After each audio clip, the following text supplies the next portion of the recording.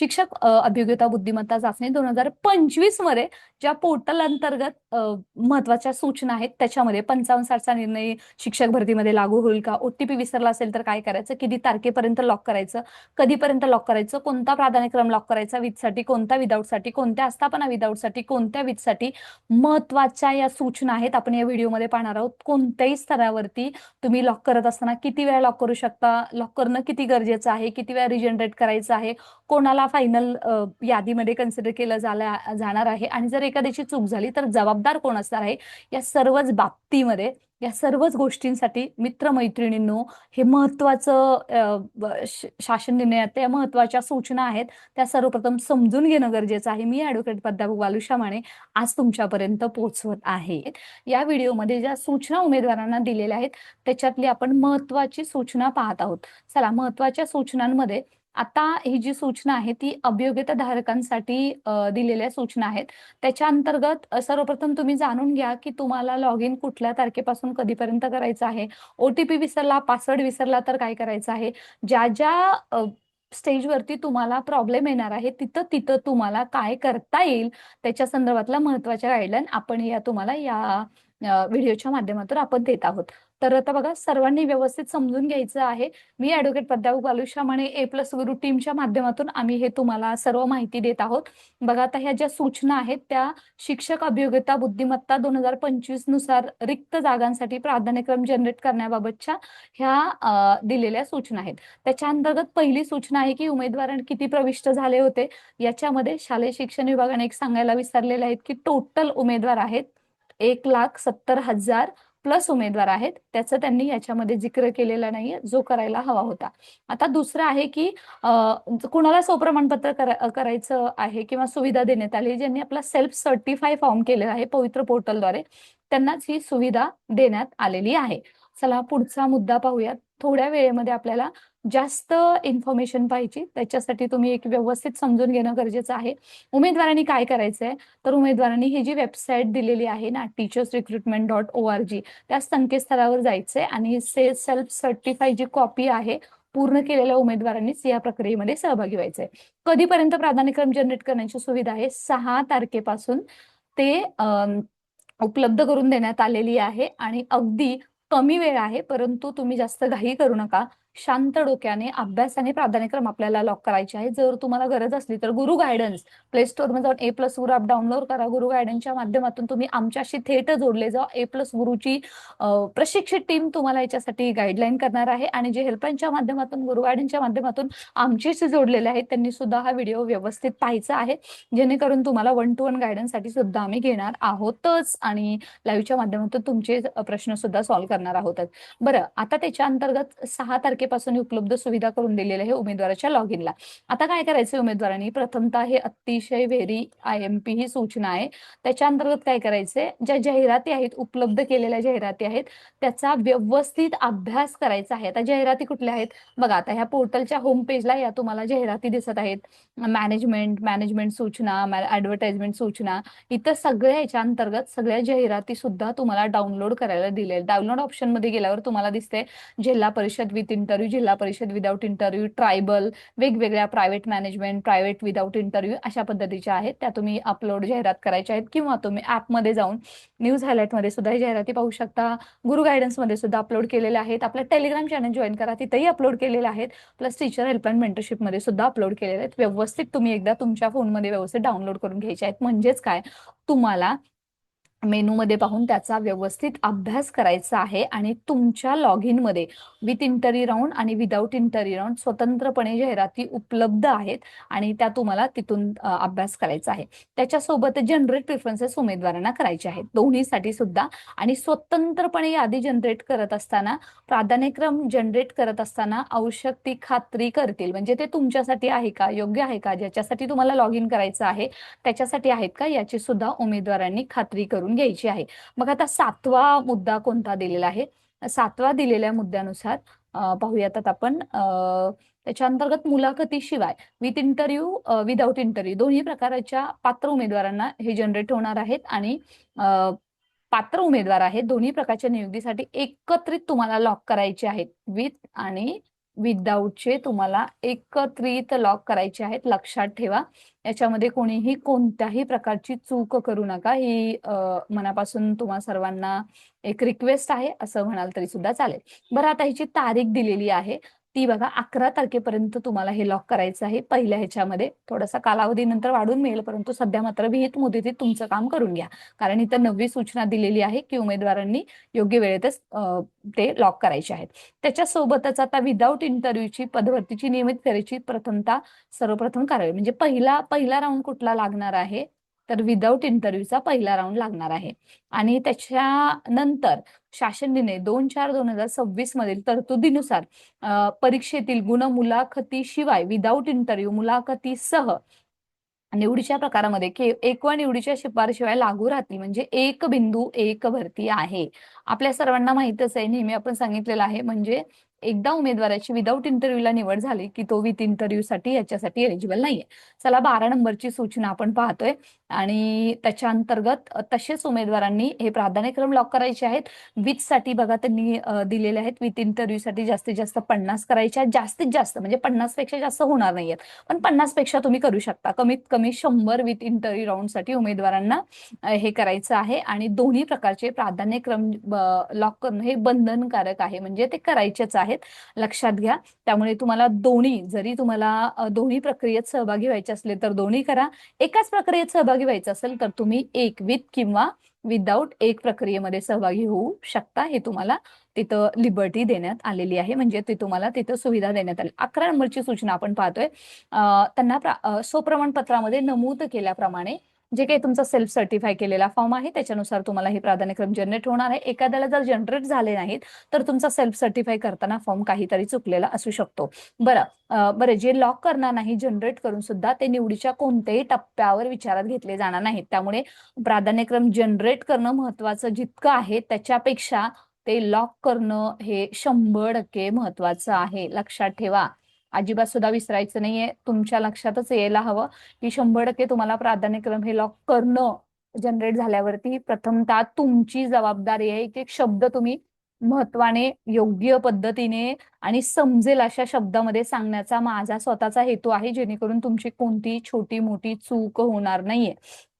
आता पहा, त्याच्यासोबतच त्यांनी काय सांगितलंय, 15 नंबरची सूचना आहे. आता प्राधान्यक्रम जनरेट करून लॉक करण्यापूर्वी उमेदवारांनी आपल्या शैक्षणिक व्यावसायिक अर्हतेनुसार प्राधान्यक्रम जनरेट झाले असल्याची खात्री करायची आहे. बघा, तांत्रिक बाबीमुळे अपवादात्मक प्रकरणी स्वप्रमाणपत्रामध्ये चुकीची माहिती नोंद केल्या असल्यामुळे काही असू शकतं, चुकीचे प्राधान्यक्रम तुम्हाला आलेले असतात. पहिल्यापासून मी तुम्हाला सांगत आले, तुमच्या लॉग इनला काय आले त्यापेक्षा तुमची पात्रता पहा. पात्रतेचे जे आपण A+ ग्रुपमध्ये अपलोड केलेले आहेत ते तुम्ही पहा आणि त्याच्यानुसारच तुम्हाला लॉक करायचे आहेत. याची जबाबदारी कोणाची आहे? स्वतः उमेदवाराची आहे.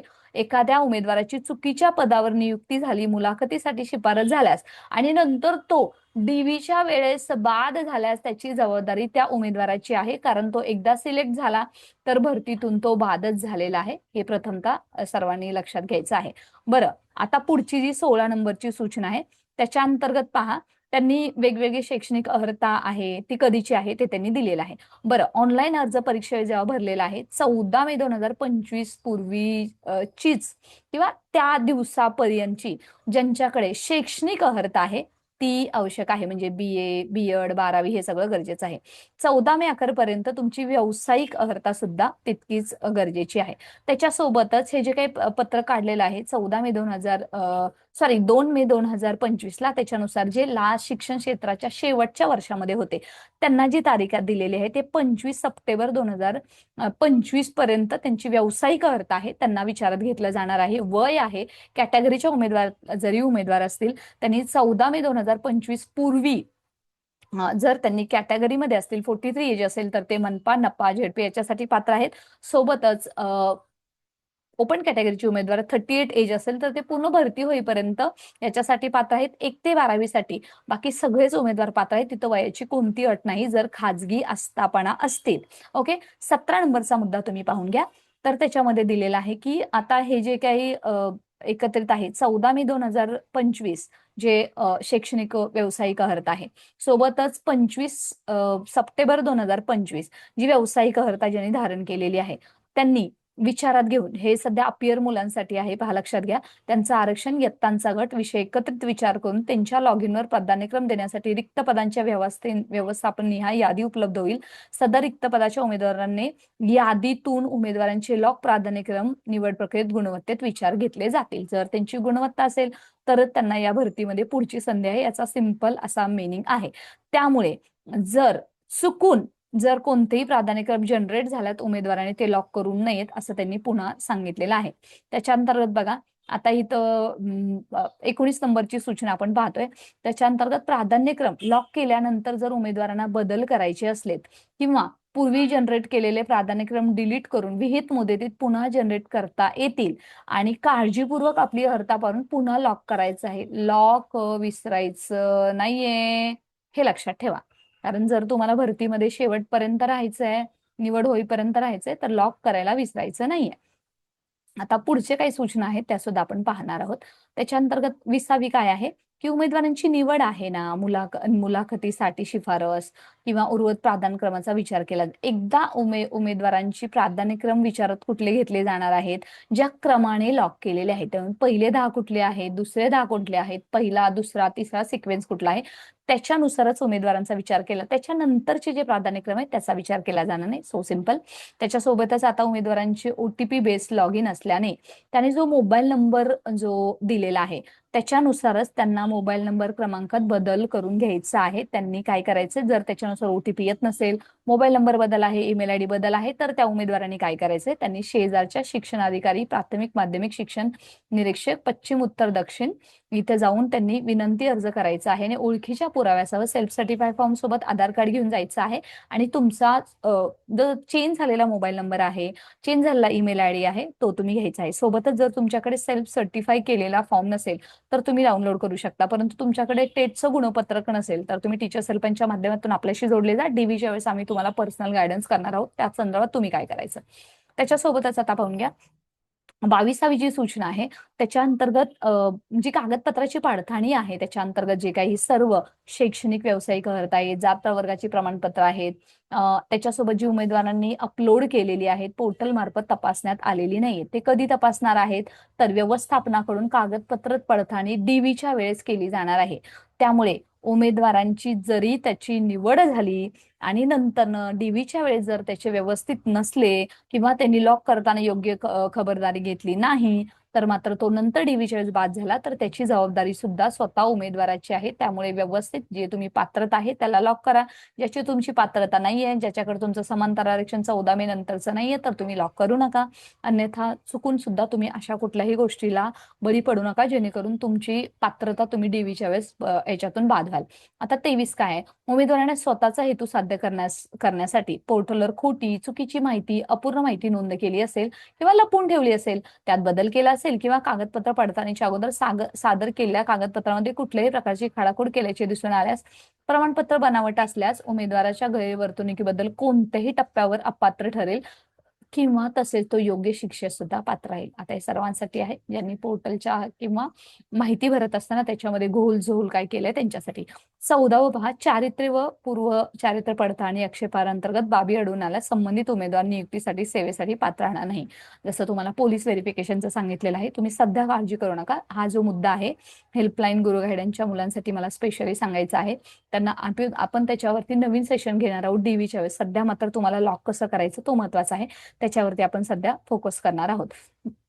सोबतच आता काय करायचं, उमेदवारांनी प्राधान्यक्रम लॉक करून घेतल्यावरती त्याची काय करायची आहे, तुम्हाला प्रिंट घेण्यासाठी रिपोर्ट्स मेनूमध्ये जाऊन मुलाखतीसह याचं तुम्हाला मी एक सेशन लाईव्ह देते. कशा पद्धतीने तुम्ही त्याच्यासाठी कनेक्ट राहा, कशा पद्धतीने तुम्हाला हे व्ह्यू प्रिफरन्सेस करायचे आहेत. ओके, आता लक्षात घ्या, एकाच व्यवस्थापनातील एकापेक्षा अधिक गट विषयासाठी शैक्षणिक व्यावसायिक अर्हता धारण करीत असल्यास व्यवस्थापनाचे असे एकापेक्षा अधिक प्राधान्यक्रम उपलब्ध होतील. आता प्राधान्यक्रम फॉर एक्झाम्पल एखादी रयतची 1ली ते 5वी साठी सुद्धा संस्था आहे, 6वी ते 8वी साठी सुद्धा तुम्ही पात्र आहात, तर तुम्हाला 2 प्राधान्यक्रम त्याचे देणं गरजेचं आहे जर तुम्ही पात्र असाल. पात्रता हे फक्त लक्षात ठेवा आणि लॉक हे 2च शब्द लक्षात ठेवायचे पोर्टल पाहत असताना आणि मग नंतर प्रिफरन्स जनरेट करणं, त्याच्यानुसार तुम्ही कुठलं संधी देणं, जागेचा अभ्यास करणं, याच्या संदर्भात तुमच्या कॅटेगरीला कुठल्या महाराष्ट्रामध्ये किती जागा आहेत त्याचा सगळा अभ्यास आपण गुरु गायडन्सच्या माध्यमातून तुम्हाला लॉक करताना सांगणार आहोत, त्याची तुम्ही काळजी करायची नाही. बरं, जनरेट लॉक करत असताना जर काही तांत्रिक अडचणी उद्भवल्यास ajupavitra25@gmail.com याच्यावरती संपर्क साधायचा आहे आणि त्याच्या संदर्भात उमेदवारांना मार्गदर्शन सुद्धा करण्यात येणार आहे. ओके, ज्या उमेदवारांना ओटीपी मिळण्यात अडचण येते त्यांनी काय करायचंय, ब्राउझरची हिस्ट्री आहे कॅचे क्लिअर करायची आहे. त्यानंतरही समस्येचे निवारण न झाल्यास इनकॉग्निटो विंडो, प्रायव्हेट विंडोचा वापर करायचा आहे आणि ओटीपी तुम्ही जनरेट करायचा आहे. सोबतच पवित्र पोर्टलवर जाहिरात झालेली पद आहे त्याची गट किती आहेत, 1 ते 5, 6 ते 8, 9 ते 10, 11 ते 12, डीएड कॉलेज शिक्षक, त्याच्यावर अध्यापनाचे विषय, अध्यापनाचे माध्यम, आरक्षण, समांतर इतर बाबी एकत्रितपणे विचार घेऊन उमेदवार आणि प्राधान्यक्रम जनरेट होत आहेत. त्यामुळे उमेदवारांनी पोर्टलच्या होम पेजवरील डाउनलोड अंतर्गत प्रसिद्ध असलेल्या जाहिरातीचे अवलोकन करायचे आहे.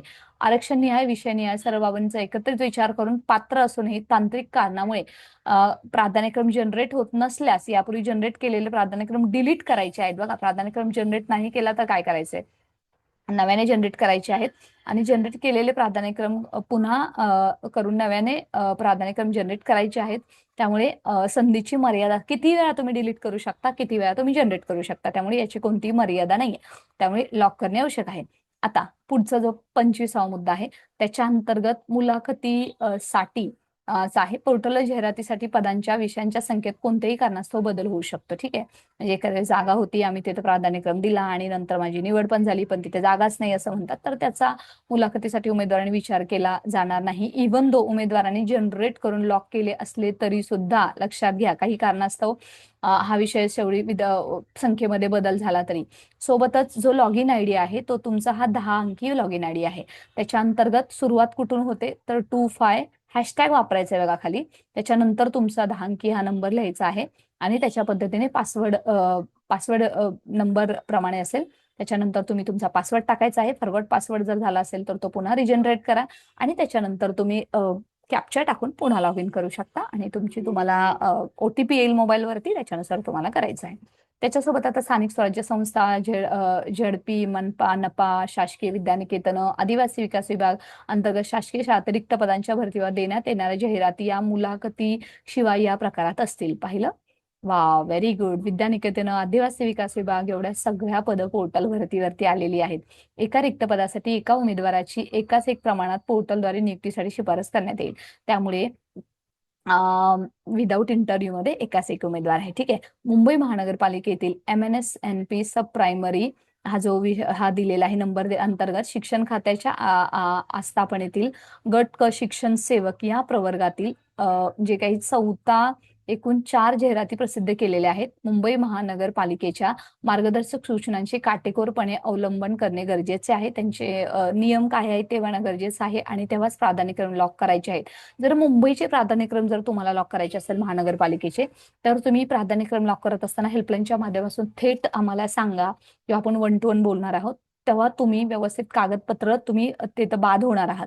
कारण मुंबई महानगरपालिकेचे नियम वेगवेगळे आहेत. 4 जरी सेक्शन मध्ये झाले तरी त्यावेळेस आम्ही तुम्हाला गाईड करणारच आहोत. त्यामुळे उमेदवार याच्यासाठी स्वतः जबाबदार आहेत.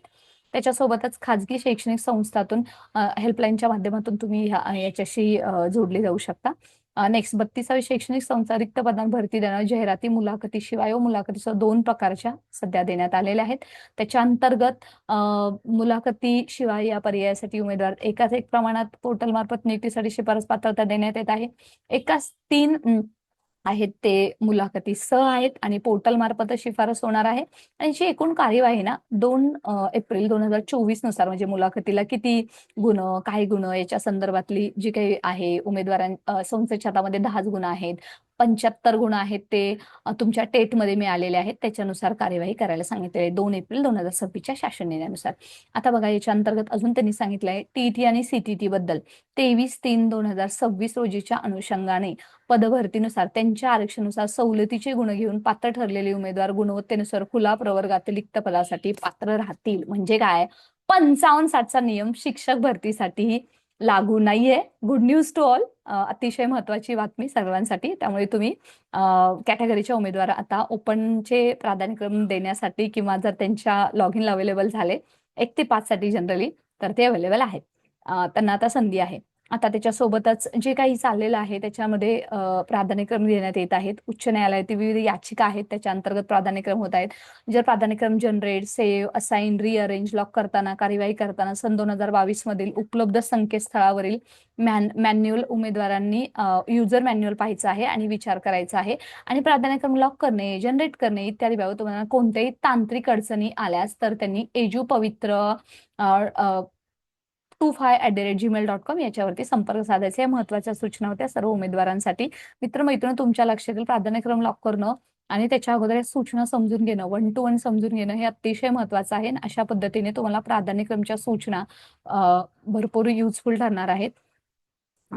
नक्कीच तुमच्या जीवलगांपर्यंत पोहोचवा आणि तुमचा हा शिक्षक भरतीचा प्रवास सुखकर हो हीच अपेक्षा.